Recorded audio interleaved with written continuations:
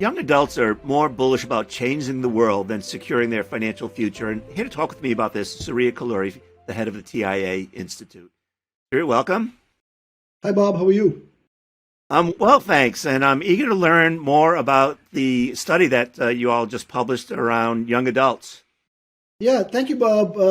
We wanted to take a closer look at the mindset of young adults, particularly in relation to retirement and their aspirations for retirement. In fact, we call the study Young Adults, Their Attitudes and Outlook Towards Retirement and the Future.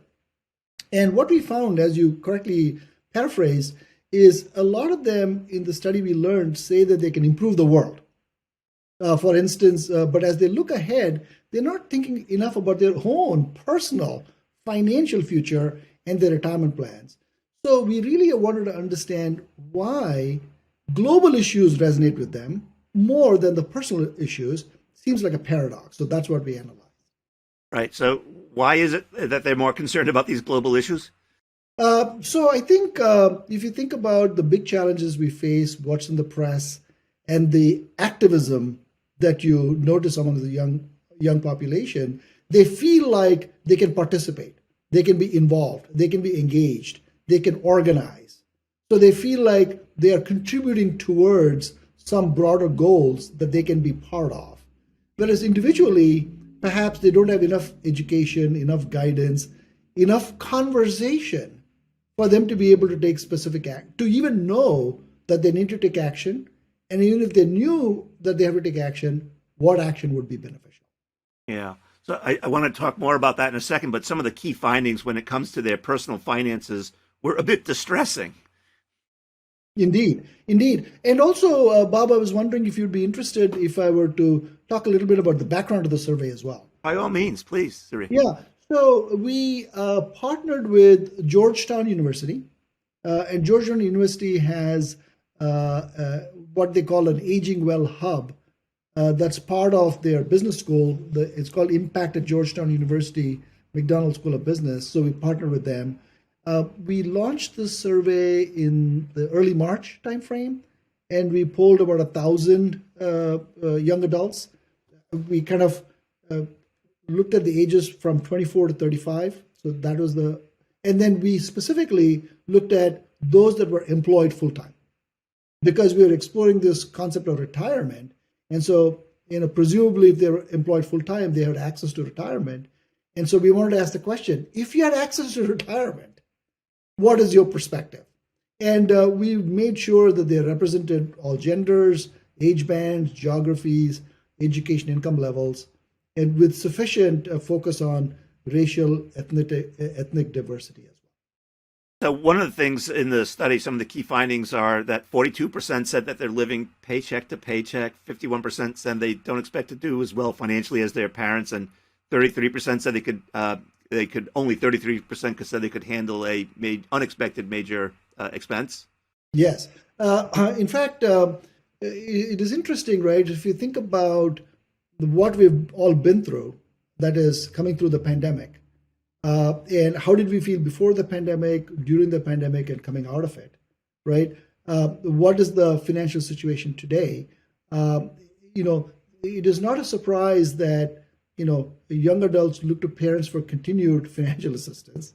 And if parents are struggling, children are struggling also, because there's a little bit of wealth transfer going on a day-to-day basis. So part of what the young adults are reflecting to us is, hey, given inflation, given various demands on, having to pay back student loans, et cetera, that if you balance all that, there's a paycheck to paycheck issue. And if you look at it from a day-to-day versus a tomorrow, they're feeling the pinch day-to-day. The second point that you make is very interesting, because there's a nuance in it, which is the American dream. Am I going to do better? Am I going to do better financially compared to my parents? Broadly, the answer is no. But if you dig deeper into the data, you're going to find some nuances that we can get to as well. And the thing, of course, that is distressing, Bob, as you correctly point out, is we do want people to be prepared for unexpected expenses. Plumbing breakdown, car breakdown, medical expenses, whatever they are. And the fact that 67%, close to 70, are not prepared for that, it is a troubling finding as well. Yeah. You mentioned in the release that 20% of young adults are turning to social media as a trusted source, but that the better option might be to turn to a financial advisor or to their retirement plan sponsor. Maybe talk more about that. Yeah. So my perspective on this, Bob, is that we shouldn't fight that. Meaning that social media is a reality, and they will, even if you said don't, they're going to. And the key word there is trusted, right? In other words, they are turning to social media for trusted information, which means that financial advisors, financial institutions should play a stronger role in those media to provide the right kind of credible information to this population, because whether you like it or not, they're going to be there. And providing the information and then guiding them over to a deeper conversation with financial advisors, either on the phone or digitally or in person, would be the right thing to do. But you can't just say, it's not trustworthy social media, come meet a financial advisor, because that ain't going to happen. So meet them where they are and then bridge them over to a conversation. Right. For many folks, maybe when they're young, they may not have sufficient assets to find a financial advisor who might work with them, which, at least to my way of thinking, leads to the retirement plan sponsor as being maybe the primary financial advisor guidance center. Yeah. So, and the fact that we looked at this population that is already employed leads to that answer, I think, Bob, which is not only can plan sponsors provide information that's valuable, but also through technology and advisors provide that advice. So, for example, at TIA, we have a group of financial advisors that can provide advice to people who are employed, and also technology that can guide them through it, and allowing participants to think about how much they should be saving, what should their allocation be, what is the first dollar that they should be, paying off debt versus what kind of debt versus how much should they allocate for their savings for retirement. All that becomes a complicated conversation that they can get guidance on at the workplace. You're right, Sri. It is complicated, right? Young adults enter the workforce with maybe student loan debt and then opportunities to use an HSA at work or a 401k or a Roth 401k. It does get complicated. Yeah, in fact, I'll tell you, one day I was listening to, I think it's a healthy habit for all of us in research to be at a call center to listen to actual calls, and as I was listening to many of these calls, the kinds of questions they ask are simultaneously basic. Where do I find this button? Where do I find that button? Simultaneously sophisticated. Tell me the difference between a Roth and a traditional. And so when we provide this advice, we should be able to play at all levels. Where do you find the information to how do you make decisions?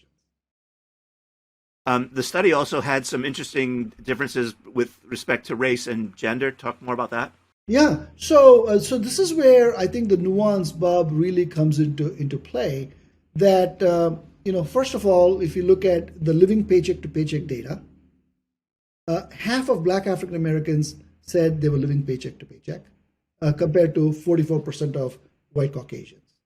But there's a nuance inside it. So let's look at today versus tomorrow. So the living paycheck to paycheck is today, but will I be better off than my parents is tomorrow. And there's a nuance there. So when in the study, we asked about securing their financial future, 55% of Black African Americans said yes, they'll be better off than their parents, compared to 35% of white Caucasian and also 47% of Hispanic Latino.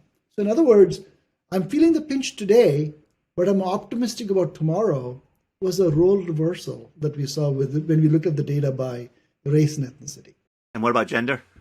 So we found that women were more pessimistic compared to men. Now, I just want to draw upon a previous study we had done to shed further light on the gender topic, which is there's pessimism from a financial perspective. But if you think about appreciation of longevity, understanding of longevity, women's sense of how longer they're going to live is much stronger than men. And I believe for proper financial planning, particularly on the retirement side, knowledge of finances and longevity are equally important. So therefore, when a financial advisor is providing advice and the client happens to be married or partners, having both partners in that conversation is going to become very important. Sri, anything else in the report that we haven't mentioned that we ought to?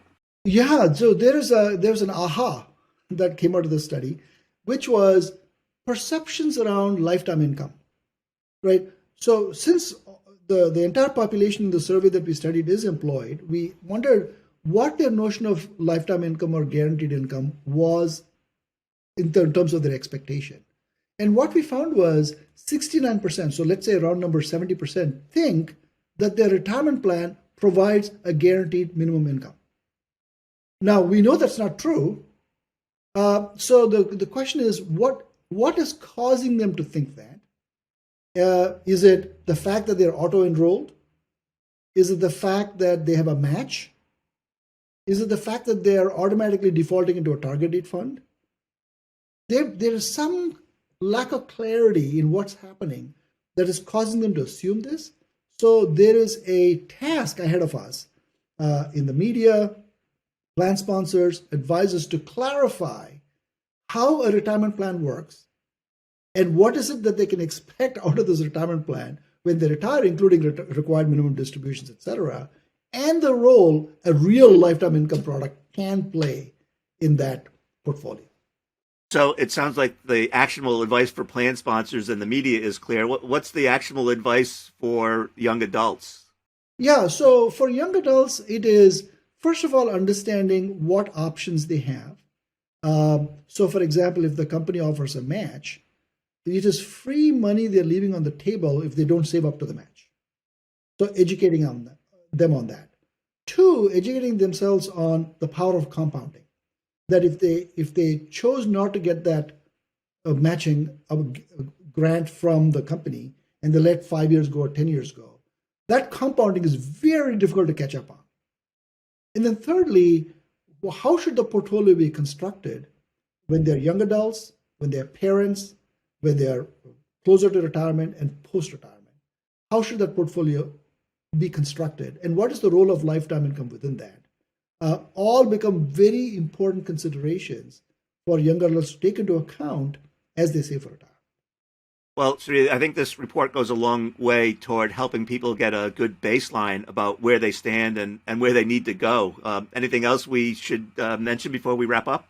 Yeah, so it is very energizing to know that the young adults do feel optimistic about taking on large global issues.